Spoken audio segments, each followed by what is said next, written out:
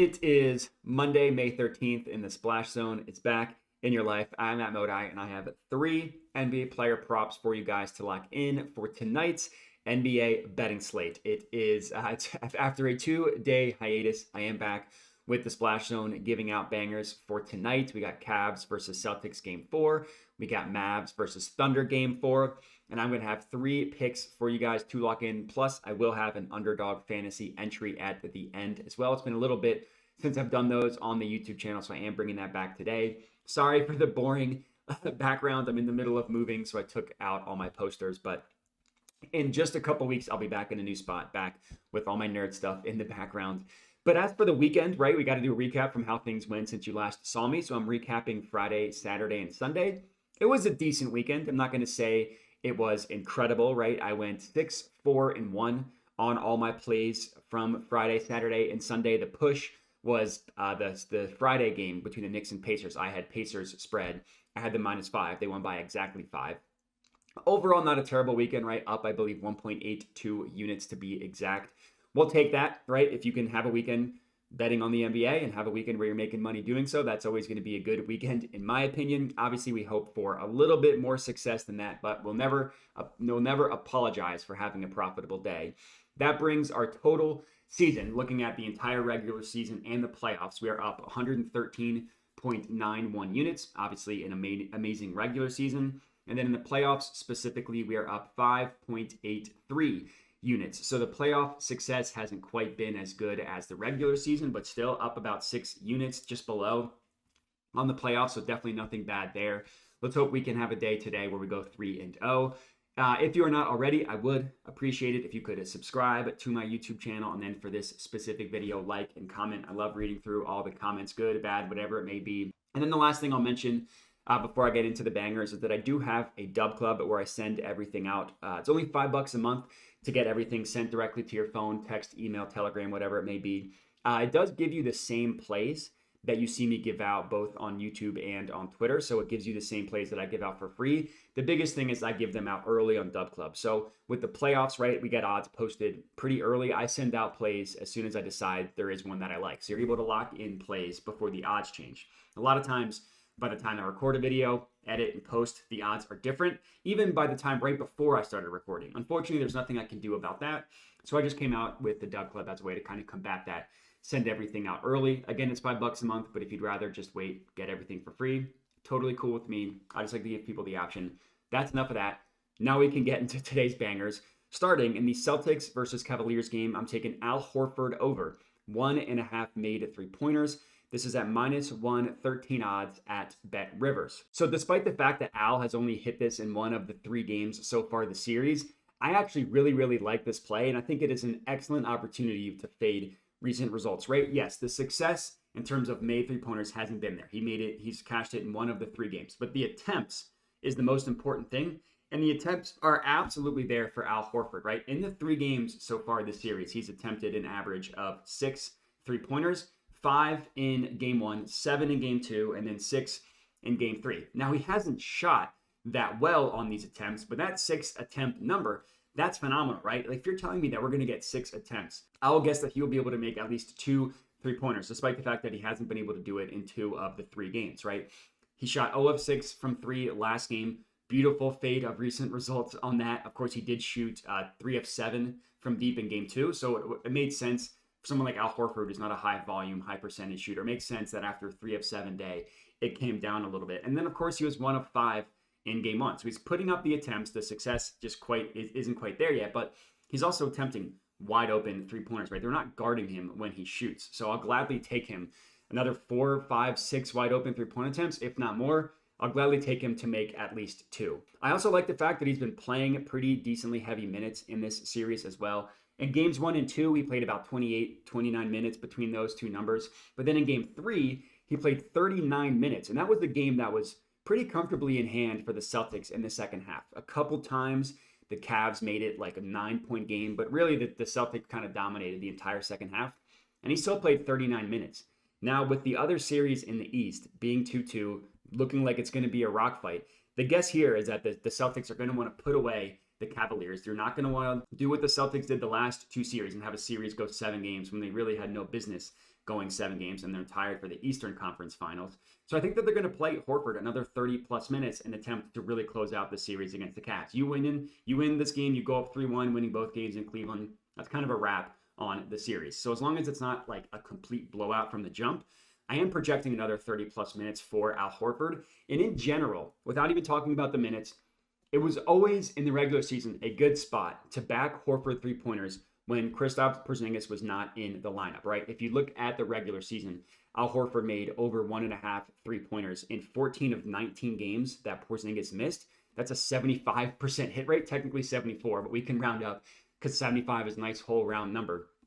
And he actually made 3 or more three-pointers in 10 of those 19 games as well. So even bumping it up, one made three-pointer was still a hit rate of above 50% in the regular season. And he's still getting up the same number of attempts in the playoffs as well. He just hasn't been able to make them, but I have faith that he will with another 6 attempts. I believe he'll be able to make 2 three-pointers. Even if you wanted to ladder him up to 3 plus made three-pointers, I wouldn't hate that either. I might end up setting that out, but as of right now, I'm just going with the over 1.5. Next up, same game. It's Cavs versus Celtics. Give me Jaylen Brown over 5.5 first quarter points, plus 105 odds at DraftKings. Yes, I'm going right back to Jaylen Brown's first quarter point prop, even though he did not cash it for us last game. I'm still going to go right back to it. He scored 5 points in that first quarter, but that was the first quarter in which we saw Jason Tatum take over. Jaylen Brown only took 3 attempts in that first quarter, and that is a complete and utter outlier. If you look at Jaylen Brown's first quarter field goal attempts, 3 is the lowest that he has attempted by far in the playoffs. And then by far, and even farther, if you look at the 4 games that Kristaps Porzingis has missed. So we've had a 4-game sample size. In the other 3 games that Porzingis missed in these playoffs, Jaylen Brown attempted 8, 6, and 6 field goal attempts in the first quarter. And then he only had 3 last game. Between 6 and 8 attempts, that's more in line with what I am expecting for tonight. Now, I know people that have been consistently tuning into my channel are probably sick of this play by now, the Jaylen Brown first quarter point total over. But the reality is we've cashed it in 3 of 4 games that Porzingis has missed, right? He's played 4 games without Porzingis. He's cashed it in 3 of them. We were on him all 3 of those games as well. Now, he missed it last game, but just because he missed it, that doesn't scare me off at all. If anything, it just makes me like it even more as a fade of recent results. And we're also getting pretty good plus odds on this as well. It's crazy when you look at the live movement on Jaylen Brown's first quarter point prop, because game 1, when we locked this in, it was 6.5 at plus odds. And then we're able to get 5.5 at minus 122. And then last game was over 5.5 at minus 112. It went under, and now we're getting the same play for plus 105 odds. And even with him missing it last game, that now makes it 5 of 8 games in which Jaylen Brown has scored at least 6 points in the first quarter. In all 3 games that he missed, he had exactly 5 points. So if you're guaranteeing that he's at least going to get 5 points and he just needs to make an extra 3-pointer, an extra free throw, 1 more bucket, I will gladly take him to make over 5.5 in this one as well, especially when you consider the fact that the floor is there. And he's shown the ceiling is there as well with 10 and 15 points in the first quarter in the first 2 games that Porzingis missed in these playoffs. So it's a system play. At this point, I'll gladly back him to go over after missing it last game. That's our second play. Third up and final pick of the video, and then I'll have my underdog entry at the end. Thunder versus Mavericks game. Kyrie Irving over 22.5 points. Minus 102 odds is what I was able to get it at DraftKings. This is definitely going to feel a little bit scary because Kyrie has yet to cash this in any of the 3 games so far this series. But Luka is banged up, continuing to look banged up, just showing that he can't quite shoulder the scoring load that we're used to seeing Luka do, especially in the playoffs. And after 2 outlier scoring performances from PJ Washington, my guess and the prediction here, it's time to buy in on Kyrie Irving and this point prop. I think he's in line for just an explosion game from a scoring perspective, a classic Kyrie Irving playoff performance that we've seen one time in these playoffs and plenty of times before.